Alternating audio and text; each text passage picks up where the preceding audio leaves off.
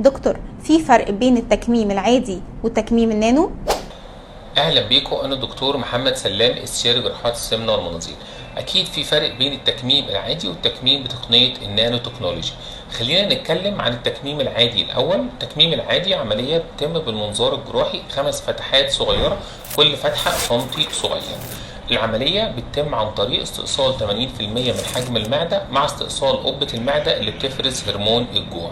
تكميم بتقنيه النانو تكنولوجي هي نفس خطوات عمليه التكميم العاديه عن طريق المنظار الجراحي. الفرق ما بينهم ان احنا بنعمل فتحة واحدة صغيرة، فتحة واحدة بيتم اجراء العملية وخروج المعدة من جسم المريض عن طريق الفتحة دي. بيبقى فيه 4 فتحات صغيرة، كل فتحة 3 ملي، بتبقى مش موجودة خالص ليها اي اثر في البطن. الفرق ما بينهم هما الاتنين، التكميم العادي بيكون 5 فتحات، التكميم النانو تكنولوجي بيبقى فتحة واحدة.